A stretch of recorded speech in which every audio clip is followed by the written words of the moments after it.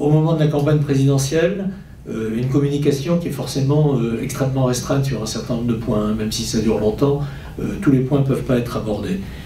Il nous a semblé que le summum de ce à quoi il fallait s'attaquer, et c'est ce dont vous avez parlé, en parlant de France Télécom, des tentatives de suicide et de la souffrance, une mesure exemplaire était la proposition de Benoît Hamon de reconnaître le burn-out comme maladie professionnelle. Voilà. Comme vous le savez mieux que moi, le débat est extrêmement important. Le système de reconnaissance des maladies professionnelles dans notre pays est incroyablement défaillant. Quand il s'agit d'exposition à des toxiques, de gestes répétitifs, mais alors quand il s'agit d'une souffrance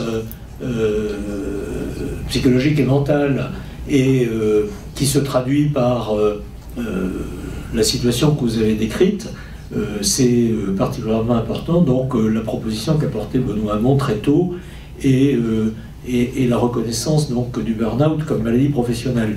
Il se trouve que, comme je vous l'ai dit, moi j'appartiens à l'Académie de médecine, à l'intérieur de laquelle il y a eu, il n'y a pas très longtemps, vous le savez aussi mieux que moi, il y a eu un débat sur cette question du burn-out, et l'Académie de médecine s'est sortie par une espèce de pirouette malsaine en disant mais c'est pas une pathologie identifiable, c'est un ensemble de symptômes et de syndromes, et on arrête le truc là. Et ben non, Benoît Hamon était plus loin et fait la proposition que il n'y a pas que des maladies qui doivent être reconnues comme maladies professionnelles, mais il y a des choses comme ce qu'on appelle le burn-out, quelle que soit la définition que veuille bien ou ne veuille pas en donner l'Académie de médecine.